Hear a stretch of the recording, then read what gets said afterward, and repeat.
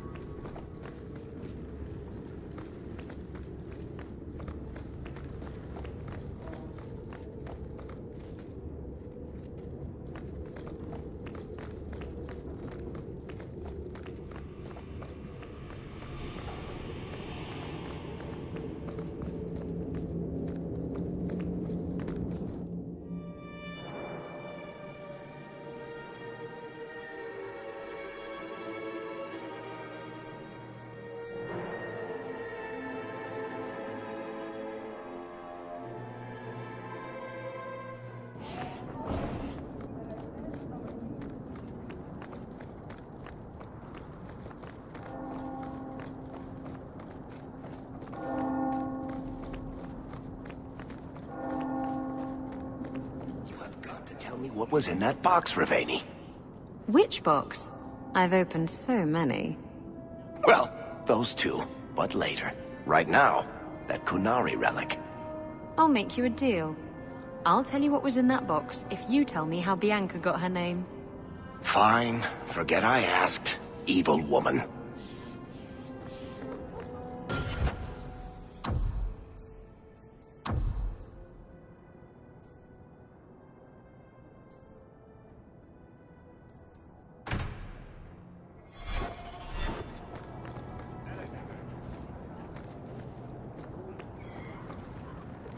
Though the lands suffer 1,000 wrongs, the Maker yet notices the smallest of deeds.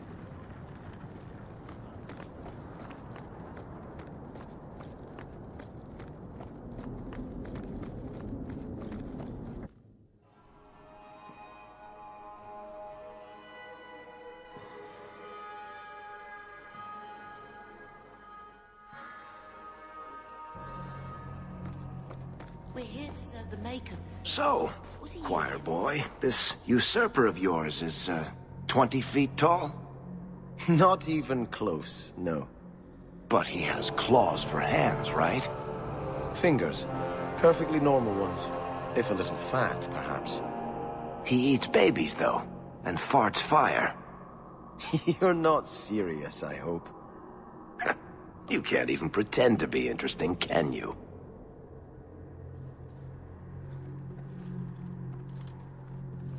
I had hoped prayer might cleanse me of the Desire Demon's touch. But I still hear her voice so clearly. I feel like I've bathed in filth that will never come off. You acted honorably. Why are you ashamed? The demon didn't lie. I used to be bitterly jealous of my brother. I wanted to be prince. Now everything he had is mine. And he lies in ashes. I keep asking myself, do I want this because it's right? Or simply to have what I never thought I could? Aren't you your parents' heir? I'm the youngest son of 3. My parents were rather traditional. They wanted the heir and the spare, and I was left in the cold. They put me in the chantry to prevent my competing with my brothers. You seem very dedicated to the chantry. You were put there against your will? At first. But it was the best thing that could have happened. I was a wild boy, a shame to my family. The chantry made me a man. It's odd. When I wanted to rule, I would have been terrible at it. Now that I might be decent, I don't know if it's the right thing to do. It's the wisdom not to want power that lets you use it wisely. You didn't feel what that demon stirred in me. It cannot be right to lead any army to Starkhaven with such doubt in my heart. I owe you more than I can say, Hawk. I will offer my service to you here before I move on. If you want to help me, do it because we're friends. There's no debt between us. You have a good soul, Hawk. It was truly the Maker who led you to me.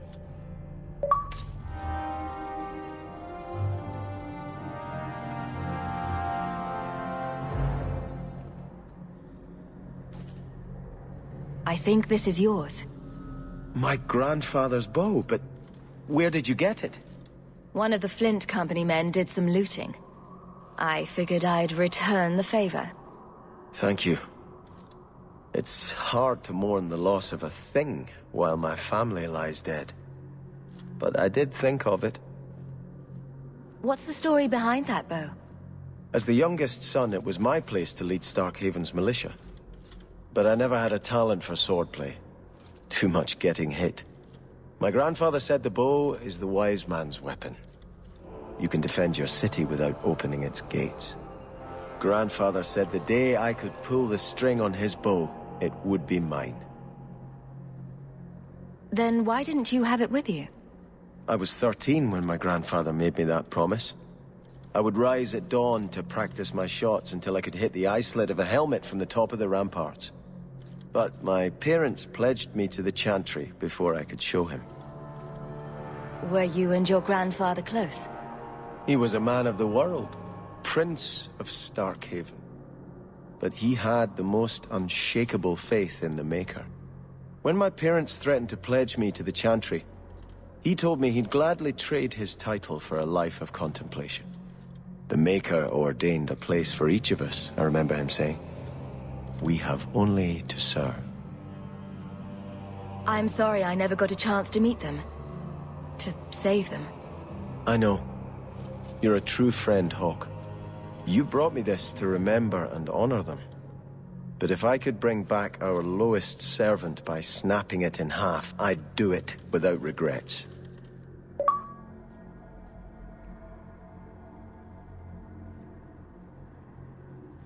I'm giving it all up. I made a vow to the Chantry, and it was wrong to turn my back. Sebastian, listen to yourself. You're as impulsive now as the day you turned away from us. Do you think the Maker wants another rashly spoken vow that you'll abandon when the next passion takes you? I will not... This is your life, child. Don't spend it being blown about like a weather vane. But here's Hawk. Maybe you can talk some sense into him. Is the Grand Cleric upset with you? She thinks I'm fickle, but I mean it.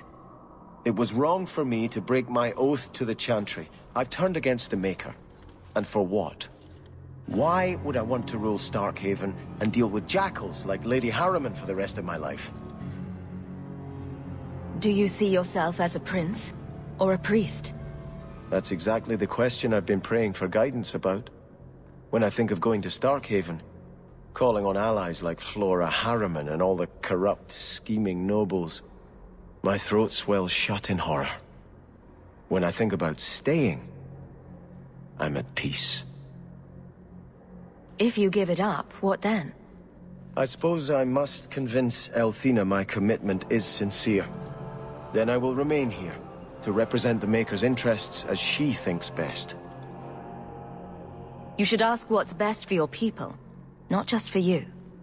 I do not have hubris enough to imagine it matters to the common people who rules them. Someone will take the reins.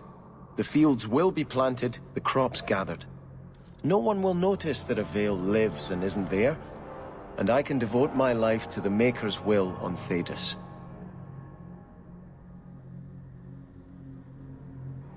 Don't give up now. You defeated the Desire Demons. All of Kirkwall benefited. Of everything we've done, I'll never regret that. But I don't know. I've been praying for guidance and had nothing. I cannot return to Starkhaven and subject my people to war without a clear sign that it's the Maker's will.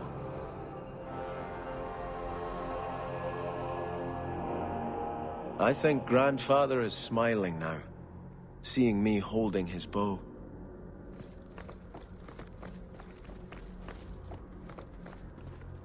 Your grandparents would be so proud of you.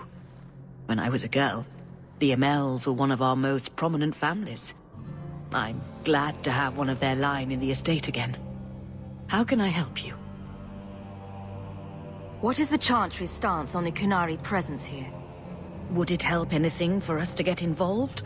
Or is it more likely to light the kindling? If the Kunari act against us, the Templars will defend Kirkwall. Otherwise, we guard ourselves best by waiting. How long have you been Grand Cleric? I became a lay sister here when I was only a girl. My parents died of fever, and I was taken in by the Chantry. Eventually, I took my vows. After I had served for some time, the revered mothers agreed that I should travel to Orlais. The Divine herself appointed me Grand Cleric of Kirkwall. That was near 30 years ago. You knew my grandparents? I dedicated your mother into the Chantry. She was a beautiful baby. Your grandmother was a very proper lady, but she was beside herself that day. And your mother put a fist in my eye. Are you intending to stay neutral about the Kunari mages forever? The Maker's time is not men's time. We do not need to rush. I'll have to remember that line the next time I'm late. The Chantry is not a domineering father with the whip always in hand. She is a gentle mother who knows her children learn best when allowed to learn themselves.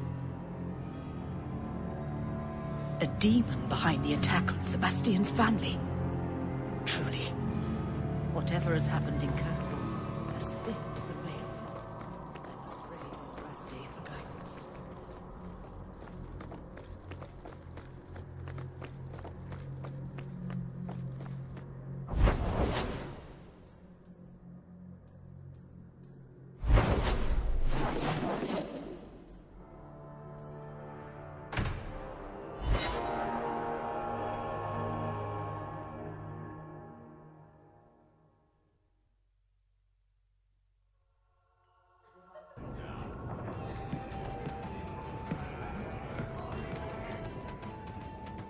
You have got to hear this, Hawk. There's this tale making the rounds. They're saying you single-handedly fought off a pirate invasion at midnight on the sacred ground of the Chantry. Don't the stories mention my stunning good looks? What about my cunning wit? Nope. They skip straight to the part about the lovable dwarf with the gorgeous crossbow and the heart of gold. I try to steer them straight, but you know how stories go. Just don't be surprised if people seem in awe. What compels you to spin these ridiculous tales? I love the sound of my own voice, and I'm a compulsive liar. Honestly, I don't know. It's just something I do. There's power in stories, though. That's all history is. The best tales, the ones that last. Might as well be mine. find it hard to believe you're spreading these stories without getting something in return. Well, that just shows what you know, Hawk. The stories are their own reward. You really need to see the look on someone's face when I tell them you ripped the arms off an ogre. Just once. Wouldn't it make more sense for you to be the main character in these tall tales of yours? There's a recipe to a good hero, Hawk. It's like alchemy. 1 part down to earth, 1 part selfless nobility, 2 parts crazy, and you season liberally with wild falsehoods. You let that percolate through a good audience for a while, and when it's done, you've got your hero. I guess all works. A little reverence wouldn't hurt, though. You're beautiful, deadly, and hang out with fantastic dwarves. It would be a crime if people didn't talk about you. Anyway, I'll quit exaggerating before it goes to your head. This is the best tavern in Kirkwall. It could use some cute dwarven serving girls, but otherwise, it's perfect.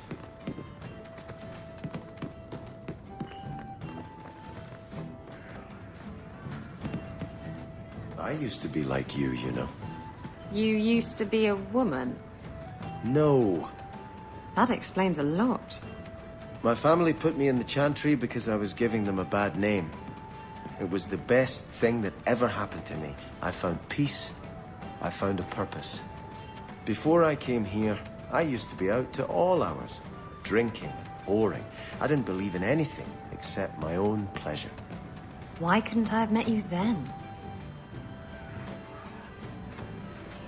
Have you ever been out in the open ocean in a storm? Hey, Laura, you and me in my room upstairs. What do you say? Not if you were the last man in the free marches.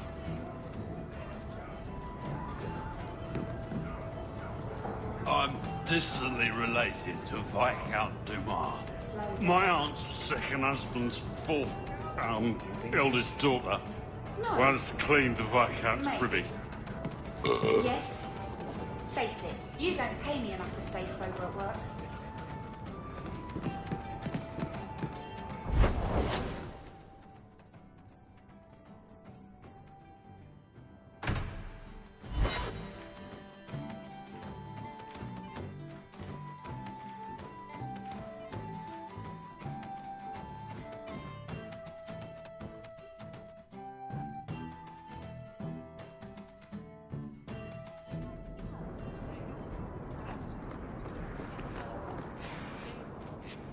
I found the thieves responsible for the cargo thefts. I put them out of business. Excellent. With that resolved, the mine's profits will soar. For now, partner, please be sure to visit our workers occasionally. You have a knack for keeping them happy. The miners have stopped working again. The pest infestation this time. Can you deal with it?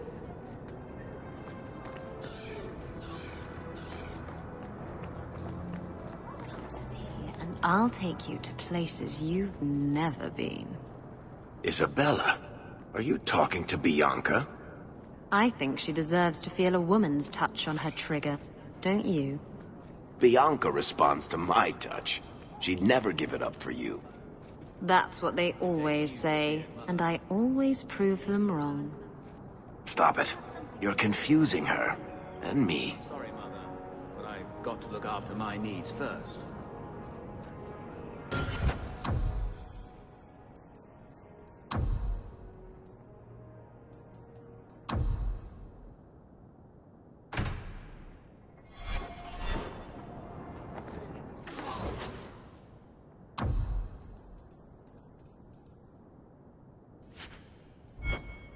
One so wealthy could use a new pair of boots, yes?